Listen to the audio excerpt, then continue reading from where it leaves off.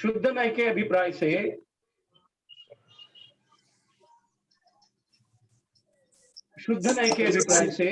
जहां आत्मा अमूर्त होती है, मूर्त नहीं होती, अमूर्तपना होने पर वह जीव स्पष्ट रूप से शुद्ध नय का अभिप्राय होने से आहारक नहीं हो सकता, आहार ग्रहण नहीं कर सकता, क्योंकि आहार तो स्पष्ट रूप से मूर्तिक होता है, क्योंकि वह नो कर्मादि आहार उद्गलमय होता है, क्योंकि वह कोई उस आत्मा का गुण ही अर्थात स्वभाव ही होता है। कैसा होता है कि वह या तो प्रायोगिक या वैश्विक है, अर्थात कर्म संयोग जनित को प्रायोगिक कहते हैं और स्वभावजन्य को वैश्विक कहते हैं। उस गुण से वह आत्मा क्या करता है, परद्रव्य रूप आहार आदि को वह न तो ग्रहण ही कर सकता है और न छोड़ ही सकता है। यहाँ पर शंका करता है कि हे भगवान, कर्मों के निमित्त से जो उत्पन्न हुआ प्रायोगिक गुण है, उससे जो आहार आदि ग्रहण करते हैं, ये सब अहारक कैसे माने जा सकते हैं? इसका आचार्य समाधान करते हैं कि हे भाई, तुमने जो कहा है सो ठीक ही है, किंतु निश्चय के साथ जो तन्मय नहीं होता वह व्यवहार नय है। किंतु यहाँ पर निश्चय का व्याख्यान किया जा रहा है, क्योंकि निश्चय नय के द्वारा जो आत्मा रागादि रहित विशुद्ध हो जाता है वह अनारक होता है। वह कर्म आहार, नो कर्म आहार, कौला आहार, लेपा आहार, ओज आहार और मानस आहार के रूप में जीव अजीव के भेद से जितने भी द्रव्य है, उनमें से सचित्त आहार और अचित्त आहार किसी भी प्रकार के आहार को न तो ग्रहण नहीं करता है और न छोड़ता है, क्योंकि नो कर्म आहार रूप जो शरीर है वह जीव का स्वरूप नहीं है। इस प्रकार निश्चय नय की अपेक्षा से जीव के आहार्य नहीं है। इस प्रकार व्याख्यान की मुख्यता से 12वें स्थल में 3 गाथाएं हुई।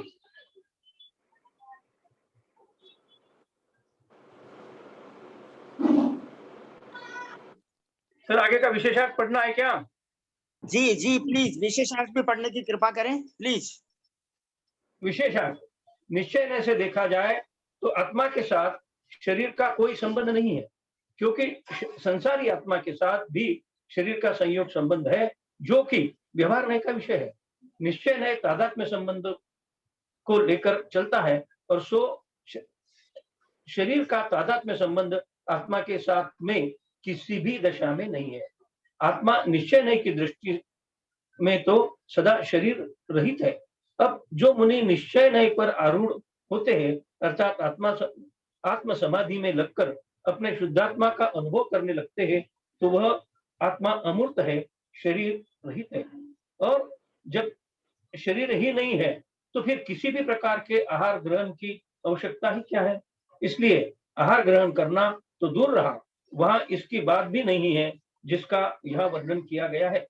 हाँ, जब वे व्यवहार दृष्टि में आते हैं तब उन्हें शरीर के संयोग को लक्ष्य में लेकर आहार ग्रहण करने की आवश्यकता होती है, तो वहां आचार शास्त्र विधानानुसार समुचित आहार ग्रहण करते हैं। इसका कथन यहाँ पर गौण है। हाँ, इस निश्चय और व्यवहार को ठीक नहीं समझने वाले कुछ भाई यहाँ ऐसा कह दिया करते हैं कि आहार करते हुए भी आत्मा आहार नहीं करता, क्योंकि आत्मा अमूर्तिक है, आहार तो शरीर ग्रहण करता है। सो शरीर तो जड़ है और उसकी ओर से तो चाहे कैसा भी हो कोई बात नहीं है। ऐसे कहने वालों को यह सोचना चाहिए कि निश्चय नय से शरीर वस्तु ही क्या है कि जो आहार को ग्रहण करता है। शरीर तो पुद्गल परमाणुओं का पिंड है, जो कि संयोगात्मक होने से व्यवहार नय का विषय है। अतः निश्चय नय से तो आहार ग्रहण करने की बात ही नहीं बनती है। आत्मा व्यवहार नय पर आता है, अर्थात समाधि से च्युत होता है, तो शरीर के साथ संयोग होने से शरीर की स्थिति रखने के लिए शरीर के द्वारा समुचित आहार ग्रहण करता है, ऐसा यहाँ तात्पर्य है। किंच कर्माहार की अपेक्षा से देखे तो स्पष्ट शुद्धात्मा सिद्ध भगवान की ही अनारक है और सभी शरीर आत्मा सदा आहारक ही है।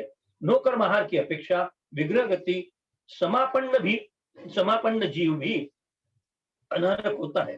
कवलाहार की अपेक्षा से शयन आत्मा जब अप्रमत्त दशा में होता है तब तक अनाहारक होता है, किंतु जब आहार ग्रहण करता है तब वह इंद्रिय सपोषण के लिए नहीं करता है, परंतु धर्म ध्यान में लगे रहने के लिए करता है। इसलिए उपचार से अनाहारक ही कहा जाता है। इस प्रकार विशेषण का पूरा हुआ। जय जय। बहुत सुंदर, बहुत सुंदर, बहुत सुंदर।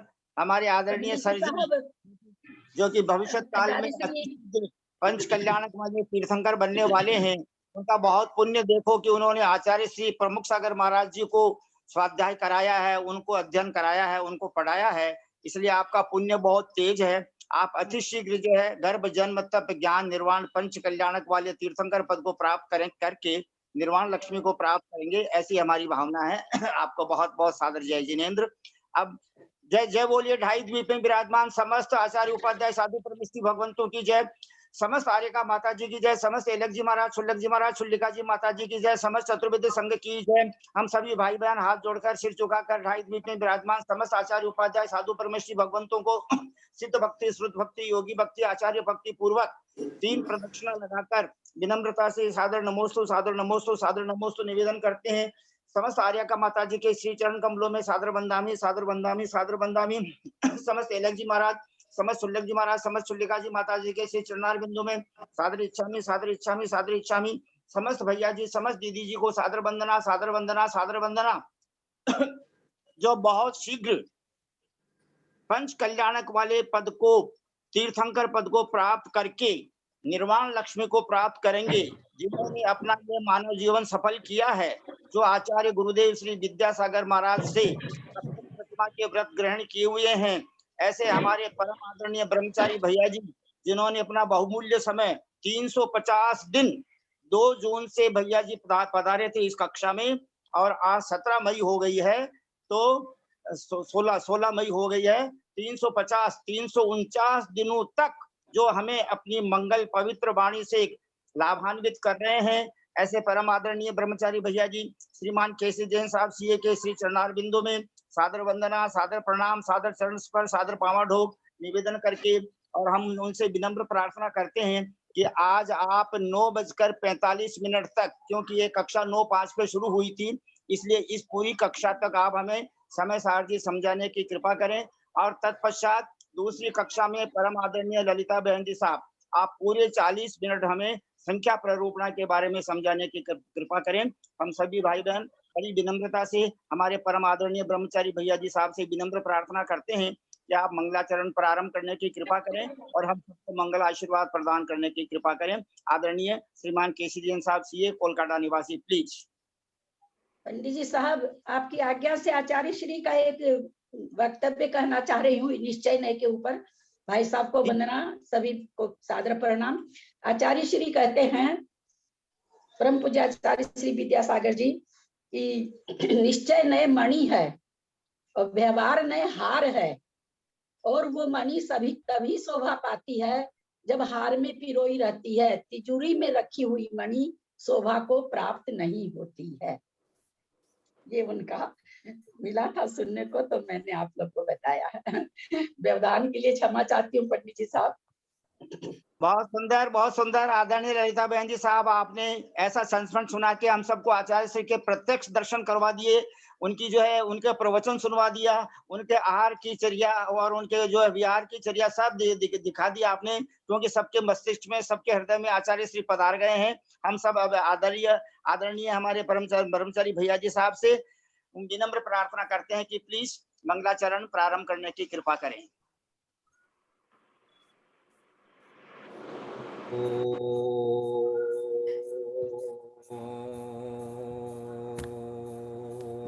नमः सिद्धेभ्यः, ओम नमः सिद्धेभ्यः, ओम नमः सिद्धेभ्यः।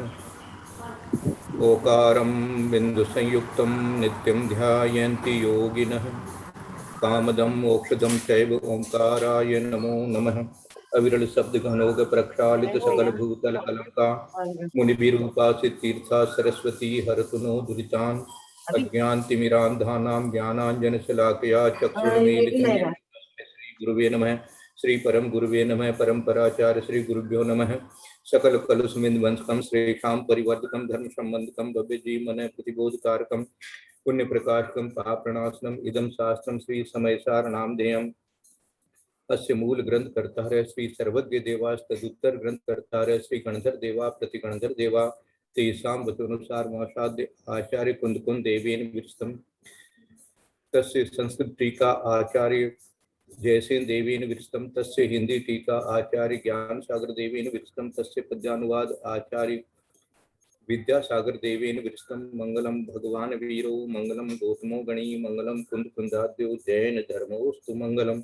सर्वमंगल मंगल्यम सर्वकल्याणकारकं प्रदानं सर्वधर्माणां जैनं जयतु शासनं। सर्वे श्रोतारः सावधानतया शृण्वन्तु।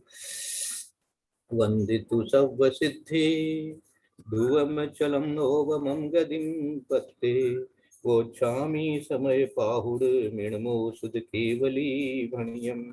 नमः समय साराय स्वानुभूत्या चकासते चित स्वभावाय भावाय सर्वभावान्तरच्छिदे।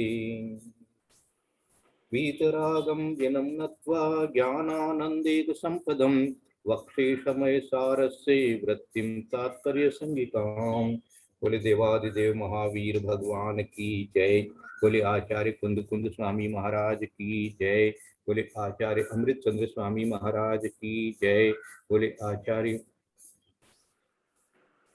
जयसेन स्वामी महाराज की जय। बोले आचार्य ज्ञान सागर महाराज की जय। बोले आचार्य गुरुवर विद्यासागर महाराज की जय। बोले आचार्य गुरुवर वर्धमान सागर महाराज की जय। सरस्वती नमस्तुभ्यं वरदे कामरूपिणी विद्यारंभं करिष्यामि सिद्धिर्भवतु मे सदा। बोले द्वादशां दिनवाणी माता की जय। जय बोलिए परम पूज्य आचार्य कल्प 108 श्री सुर सागर जी मुनि महाराज की जय। परम पूज्य मुनिवर 108 श्री अंतरात्मा सागर जी महाराज की जय। जिन दोनों मुनिराजों ने गृहस्थ अवस्था में छोटी उम्र में श्रीमान केसी देन साहब को गोद में खिलाया था, श्रीमान रतनलाल जी सेठी साहब एवं श्रीमान भागचंदी सेठी साहब, जो वर्तमान में पंच परमेश्वरी पद में स्थित उत्कृष्ट दिगंबर जैन मुनिराज हैं और मुनिराज थे। परम पूज्य मुनिवर 108 श्री सहिष्णु सागर जी महाराज की जय। परम पूज्य मुनिवर 108 श्री ज्ञानी ध्यानी तपस्वी सिद्धांत वेत्ता भैया वृत्तशील मुनिवर श्री प्रभव सागर जी महाराज की जय। भैया जी, हम सब आपके श्री चरण कमलों में भक्ति पूर्वक विनय पूर्वक सादर वंदना निवेदन इसलिए करते हैं कि आज जिस प्रकार आपने पंचम गुण स्थान प्राप्त किया है, हम सभी भाई बहनों के जीवन में पंचम और सप्तम गुण स्थान की प्राप्ति हो, ऐसा मंगल आशीर्वाद प्रदान करने की कृपा करें। आपसे बहुत बहुत विनय के साथ विनम्र प्रार्थना। हाँ, सबको बहुत बहुत आशीर्वाद है। पापम क्षयतु दर्शन विशुद्धिर्भवतु धर्म वृद्धिर्भवतु कायक वंदना भाई साहब, वंदना भाई साहब, सम्यक चारित्र भवतु सम्यक वंदना भाई साहब, सम्यक चारित्र भवतु। वंदना भाई साहब, वंदना वंदना भाई साहब, वंदना सभी बच्चों से ढोक सभी से जय जय जिनेन्द्र। वंदना भाई साहब, आज तो पंडित साहब ने हमारे मन का ही आशीर्वाद मांग लिया।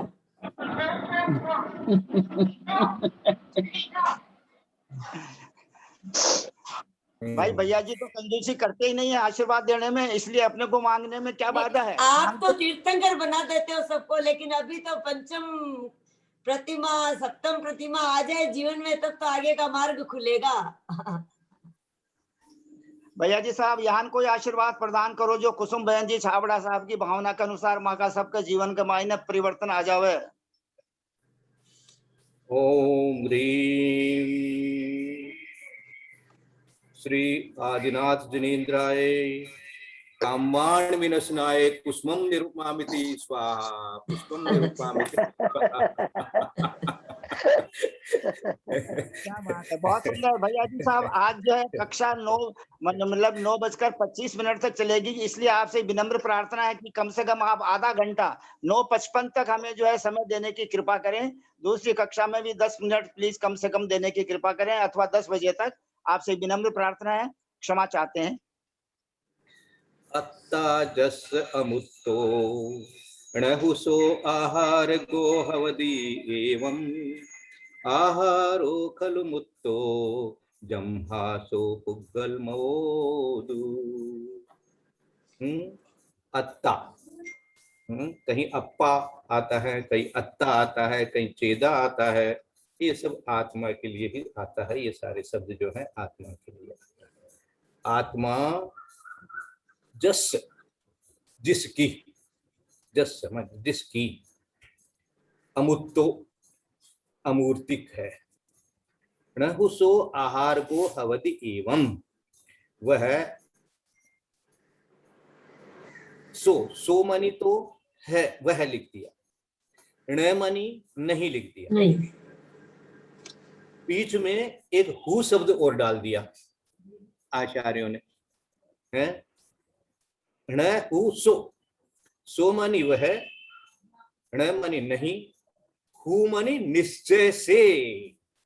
निश्चय से, ये हु शब्द जो लगा करके इसका खलु कहीं लगाया जाता है, कहीं ये हु लगा दिया जाता है, तो उससे ये समझ लेना चाहिए ये निश्चय से बात हो रही है कि जस माने जिसकी आत्मा अमूर्तिक है, वह निश्चय से आहार को हवदी एवं, आहार को आहारक न हवदी, न उसके लिए आया तो आहार को न हवदी, आहारो खलु मुत्तो। अब यहाँ खलु शब्द कह करके फिर और कह दिया उन्होंने कि वास्तव में देखा जाए तो वहां हु कह करके निश्चय को कंफर्म कर दिया, और यहाँ खलु कह करके कह दिया कि वास्तव में अब क्योंकि निश्चय से ही बात हो रही है, जब निश्चय नए से बात हो रही है तो वास्तव की ही बात होगी। आज बहुत अच्छा दीदी ने अपने को एक आचार्य श्री का चिंतन अपने सामने रख दिया कि भाई मणि है, मणि तो मणि है ही, इसमें तो कोई बात ही नहीं है। जब मणि की बात करेंगे तो अभी वो मणि है, हार नहीं है, हार नहीं है। तो हार कब बनता है? जब वो व्यवहार से विचार किया जाता है तो हार कहलाता है। बहुत अच्छा चिंतन बन गया कि भाई देखो, आज तो पहनना तो हार ही है, मणि को तो पहन नहीं सकते आप, तो काम तो व्यवहार से ही होता है।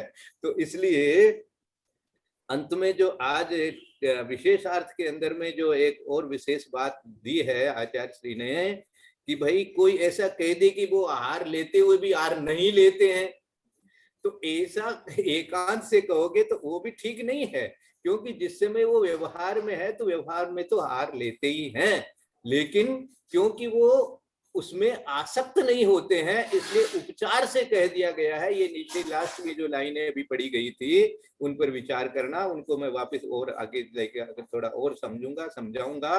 तो यहाँ पर सबसे पहले आ गया कि भाई जिस प्रकार से जस जिसकी आत्मा अमूर्तिक है वह निश्चय से, मन निश्चय ही आहारक नहीं है, वास्तव में खलु मुत्तो जम्हासो पुग्गल हो। जो आहार है वो मूर्तिक है, आहारो खलु मुत्तो, आहार तो वास्तव में मूर्तिक ही है, वास्तव में मूर्तिक ही है। जम्हा क्योंकि वह आहार पुद्गलमय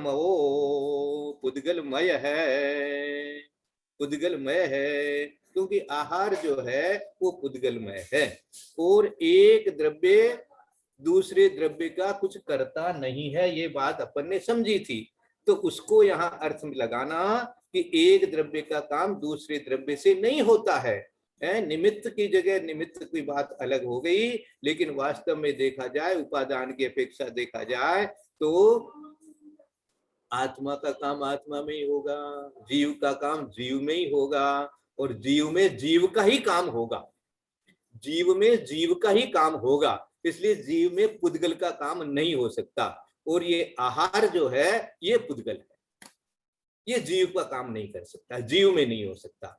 तो यहाँ पर उस आहार के प्रति भी दृष्टि दे करके और चिंतन बन रहा है, निश्चय नय की अपेक्षा से विचार किया जा रहा है कि भाई ये जो आहार भी है ये भी पुद्गल परमाणुओं का चीज है, और पुद्गल परमाणुओं की चीज जो है पुद्गल की बात पुद्गल से हो सकती है, हमसे नहीं हो सकती, हमसे तो ये बात भी नहीं कर सकता। है ना। कोई कह दे भाई ये इनकी बात ये इनसे करो भैया, हमसे क्यों करते हो, हमसे मत करो, है ना। कई बार हम लोग जो ऑफिस में बैठते थे तो कई लोग आते थे मिलने के लिए और पूछने के लिए, बात करने के लिए, तो हम कह देते भैया ये काम तो उनसे करा लो, उनका ही काम है, हमारे पास आने की कोई जरूरत नहीं है, क्योंकि उनके लिए।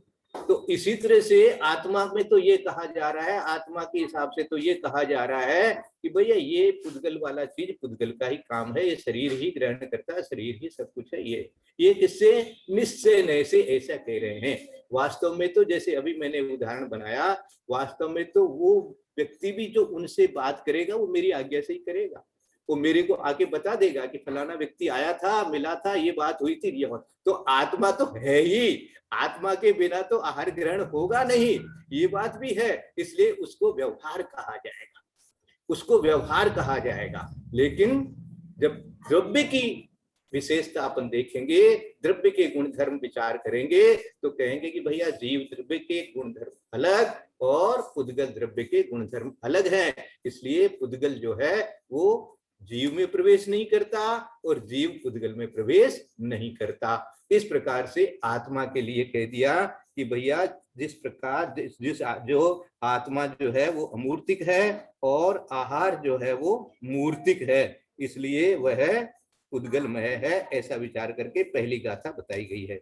हिंदी में दिया इन्होंने, आत्मा अमूर्त वह मूर्त कभी नहीं है, आहार ग्राहक अतः बनता नहीं है, आहार मूर्त जड़ पुद्गल धर्म वाला, पीते मुनीस कहते शिव शर्म प्याला।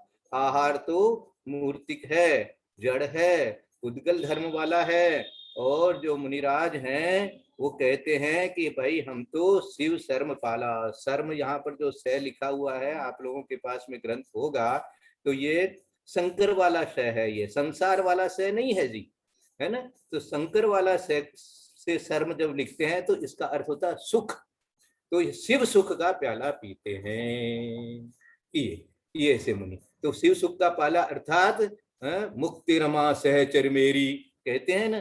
तो भैया जो जीव है उसका तो मुक्ति ही जो है वो उसकी सहचर है, वही उसका स्वरूप है और कोई स्वरूप उसका है ही नहीं। तो इसलिए आहार ग्राहक अतः बनता नहीं है, इसलिए ये आहार जो है वो मूर्तिक है, मैं अमूर्तिक हूँ, इसलिए आहार नहीं ग्रहण होता है। ये पहली गाथा बनी।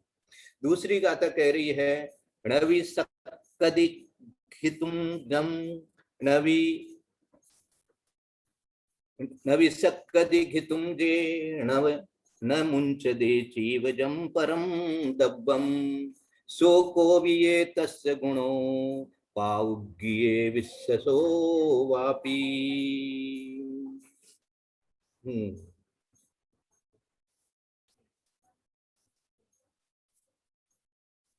उस आत्मा का वह कोई प्रायोगिक है, पाउगीय मानी प्रायोगिक, विश्वसो मानी वैश्रसिक, है ना। और आगे अर्थ इसका अपन ने कल विचार किया था, आज भी आप देखो इसमें जो लिखा हुआ है, प्रायोगिक का अर्थ होता है किसी संयोग से, है, और वैश्रसिक मानी स्वभावजन्य। तो यहां कह रहे हैं कि नवी सक्कदि न ग्रहण कर सकता है, घितुम मानी ग्रहण कर ही नहीं सकता है। अब यहां तो मानी कोई कह दे भाई किसी अपेक्षा से, कुछ अपेक्षा की बात जो है वो बाद में करेंगे, इसने लिखा था गौण, गौण है ये बात, इसलिए यहाँ निश्चय नय की बात आ गई। तो इसलिए कह दिया भाई तो कर ही नहीं सकता है। नवी सक्कदि घितुम जैण मुंचदे चेव जम परम दब्बम, पर द्रव्य को वह न ग्रहण कर सकता है और न ही क्या दिया, मुंचदे छोड़ ही भी नहीं सकता है, न ग्रहण कर सकता है और न छोड़ सकता है। इस कारण सो कोवि ये तस्य गुणो पाहुगीय विश्वसो वापी। तो ये हो क्या रहा है, लेकिन बोले ये उस आत्मा का वह कोई प्रायोगिक अथवा वैश्रेषिक गुण है और कि परद्रव्य को वह न ग्रहण कर सकता है और न छोड़ सकता है। इस कारण से अब इसकी तीसरी गाथा साथ में लेकर के अपन इसको समझेंगे। तम्हादुजो विशुद्धो चेदासो नैव गिण्हते किंचि नैव विमुंचति किंचिवी जीवा जीवाण दब्बाणम। इसलिए अनारक होने के कारण, अनाहरक होने के कारण क्या है, जो मन इस कारण से तम्हादु, तम्हादु क्योंकि वो है ही अनाहारक है। मानी जब आहार ग्रहण कर नहीं रहा है, वो आहार का काम उद्गल में हो रहा है, इसलिए हम जीव को अमूर्तिक भी कहेंगे और साथ में यहाँ पर आहार की बात चल रही है तो उसको अनाहारक भी कहेंगे। इसलिए इस कारण से तम्हा, तम्हादु जो विशुद्ध आत्मा है, विशुद्धो चेदा, यहाँ इन्होंने विशुद्ध शब्द करके और निश्चय नय को और पक्का करके समझा दिया कि भाई जो विशुद्ध आत्मा है सो नैव गिण्हते किंचि, वो बिल्कुल भी ग्रहण नहीं करता है और नहीं छोड़ता है। नैव विमुंचति किंचि भी, कुछ भी, जीवा जीवाण दब्बाणम, किसी भी जीव और अजीव परद्रव्यों में कुछ भी नहीं ग्रहण करता है और न ही कुछ छोड़ता है। ये सब गाथा पढ़ करके हमारे कुछ विद्वान इस तरह की बातें हमको समझाया करते थे। छोड़ना क्या, वो तो छूटा हुआ ही है, वो तो तुम्हारा है ही नहीं। और इस तरह से पूरा जीवन भर यही रट लगाते रहते और ऐसे ही एवृत्ति रूप से ही चले भी गए। हाँ, उन विद्वानों की आज याद आती है कि भैया उन्हीं की बात हम एकांत से माने हुए रहते तो कभी व्रत लेते ही नहीं। वो यही तर्क हमेशा दिया करते रहते थे हमको, है छोड़ना, राग द्वेष छोड़ना है, राग द्वेष छोड़ दिया तो वो तो वस्त्र तो छूट ही गया, घर तो छूट ही गया, कहीं भी हम बैठ करके साधना कर सकते हैं, रह सकते हैं। पहले ये होना चाहिए, पहले ये छूटना चाहिए। वो पहले पहले करते, उनका पहले कभी पहले में ही नहीं आए न दूसरे में, वो पहले में ही नहीं आए और हमको भी पहले में ही नहीं आने दिया। तो इस प्रकार से ये जो बात होती है भैया कि न तो ग्रहण करता है और न ये छोड़ता है, तो ये ऐसा यदि व्यवहार में भी लगा लेंगे तो एकांत हो जाएगा। इसलिए यहाँ निश्चय से समझ करके ये बात स्वीकार करना कि भाई आत्मा शुद्ध आत्मा की अपेक्षा जब कथन हो रहा है तो शुद्ध आत्मा में तो कुछ ग्रहण का प्रश्न ही नहीं है। वहां तो जब शुद्ध ही है तो क्या तो ग्रहण और क्या छोड़ना, ग्रहण भी नहीं हुआ है तो छूटेगा क्या। इसीलिए इसे कहे न तो उसका जन्म हुआ है न उसका मरण हुआ है, वो तो है ही। तो ये निश्चय है। और जब व्यवहार की बात कहेंगे तो इसके अंदर में आगे विशेषार्थ में जैसा समझाया गया है उसका चिंतन करेंगे। तो क्या पहले क्या ये प्रायोगिक और वैसर्गिक गुण है, इसका प्रायोगिक और वैसर्गिक गुण कह करके क्या कहा था दूसरे गाथा में कि ये दोनों ही गुण है आत्मा में। ये प्रायोगिक और वैश्रेषिक दोनों ही गुण है आत्मा में। प्रायोगिक गुण का अर्थ दिया है कि भाई कर्म संयोग जनित, क्योंकि तुम संसारी आत्मा हो। अब संसारी आत्मा कर्म संयोग सहित है तो कर्म साथ है, कर्म सहित है तो वहां प्रायोगिक कार्य भी हो रहा है। और वैश्रसिक भी हो रहा है, स्वभावजन्य भी हो रहा है। तो स्वभावजन्य जो कार्य है तो वो क्या है भैया, जब निश्चय में लगाएंगे तो वहां पर स्वभावजन्य कार्य कहेंगे, व्यवहार में जब लगाएंगे तो प्रायोगिक लगाएंगे। इस प्रकार से ये इसके अंदर में ऐसा विशेष गुण है, ये आत्मा में है। ये दो ही द्रव्यों में होता है ना, जो विभाव रूप से परिणमन करते हैं। कौन कौन से? जीव और पुद्गल। बाकी जो चार द्रव्य होते हैं वो स्वभाव में ही रहते हैं, उनका कोई विभाव होता ही नहीं है। ऐसा अपन ने द्रव्य संग्रह इत्यादि ग्रंथों से खूब अच्छी तरह से चिंतन करके मनन करके समझ लिया है। तो यहाँ पर विचार करना कि इन्होंने ये जो दूसरे श्लोक में पायोग्य और विशेषयो ये कह करके एक और अपने को अच्छी तरह से समझा दिया है कि भाई हम जो बात कह रहे हैं ये विशुद्ध आत्मा की अपेक्षा से कह रहे हैं और निश्चय नय से कह रहे हैं। तो निश्चय नय से नवी सक्कदी कि तुम जे न मुझसे दे, दूसरी गाथा वापस ले रहा हूं, न तो वो छोड़ सकता है और नहीं ग्रहण कर सकता है, इसलिए वो अनाहारक है ना। और उसमें क्या है विशेषता, सो को भी ये तस्य गुणों, तो उसमें कोई एक ऐसा गुण है, ये भी गुण है उसके अंदर में कि वो पाउगीय विशेषो वापी, ये भी वापी अपी बनी भी, ये भी एक उसमें कुछ गुण है कि भाई वो जो है कर्म की अपेक्षा से वो प्रायोगिक उसमें गुण है, उस गुण के कारण से वो ग्रहण करता है, ये भी हम कहेंगे, और स्वभाव की अपेक्षा से ग्रहण नहीं करता, ये भी हम कहेंगे। वैश्लेषिक भी है और प्रायोगिक भी है। ये बहुत अच्छी तरह से इसके ऊपर में